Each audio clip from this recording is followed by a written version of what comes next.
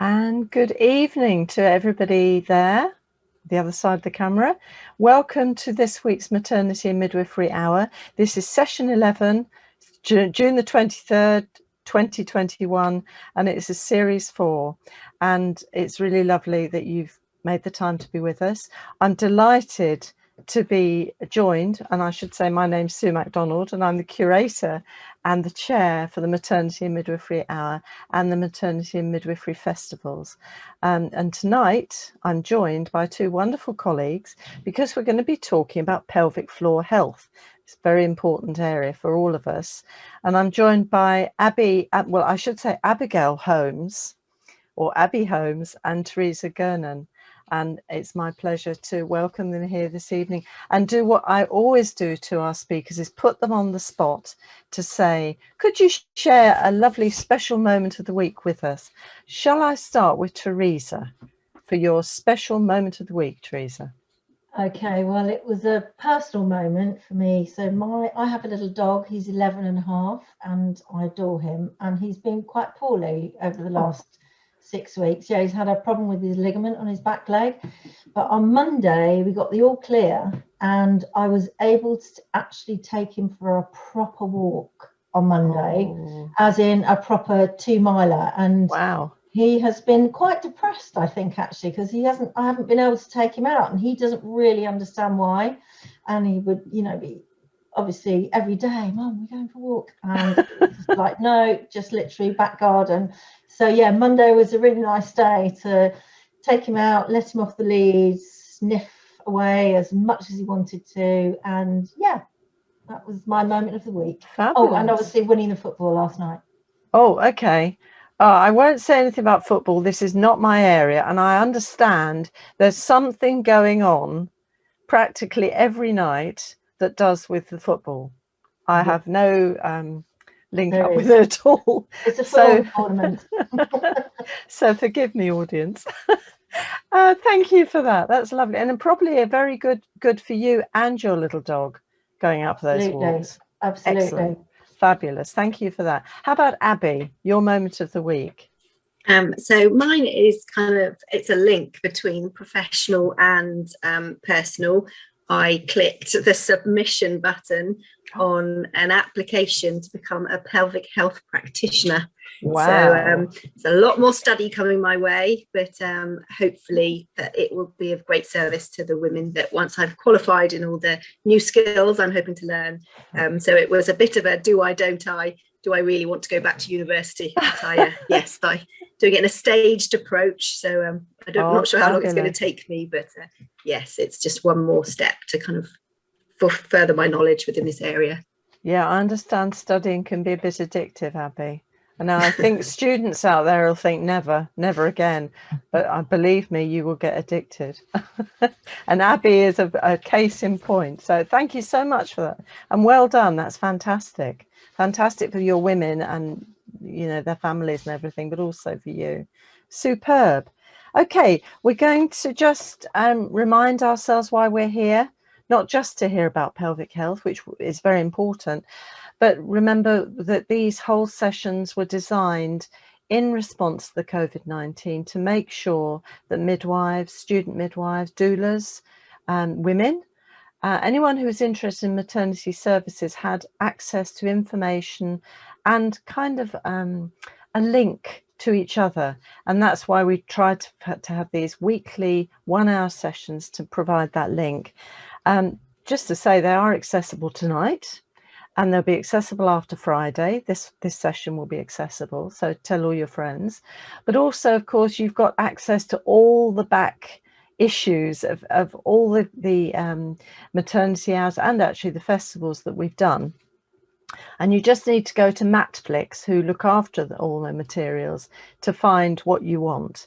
Now, this is important for any of you midwives looking at revalidation, or if you happen to be doing a little old course like Abby will be doing, or if you're a student doing a course and you need some up-to-date information and you need to see who's been saying what, this is where you need to go. So thank you to Netflix, video streaming from maternity experts. Of course, you can also go to All for Maternity, which is run by Sheena and Anna Byram, which is also a fantastic resource for any of us that are trying to keep up to date, because it is difficult when you've got the pressure of work at a time of pandemic and you're balancing a busy life as well to keep yourself really up to date and interested too. Need to keep them all interested.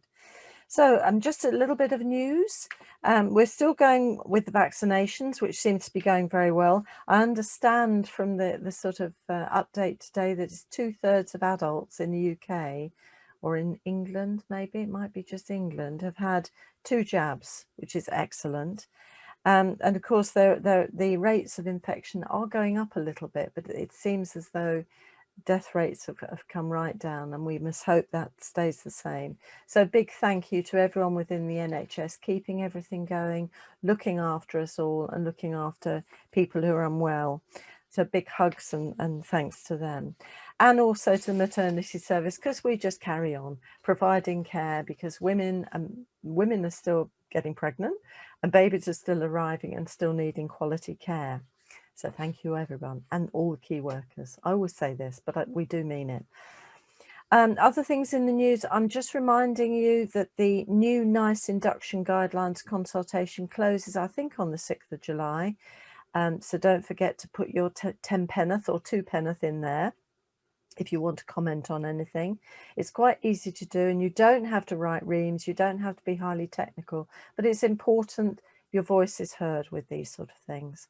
I want to say a big happy birthday to Mummy Star. Now, this is a charity that's now 8 years old, and this is a charity who supports women and families experiencing cancer during pregnancy and childbirth. And you can donate at the Mummy Star. Yeah, but the most important thing is knowing about it to refer women who have cancer, so they have that support at a very difficult time. And there's also, what was really nice, they have a little gift list you can donate to, and those are giving little things to women who are going through that. So that seems a really nice personal thing to be able to do.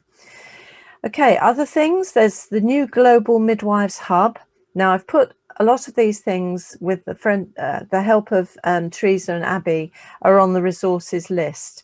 So there's this list for the Global Midwives Hub. So do check it out, because it's full of really useful things.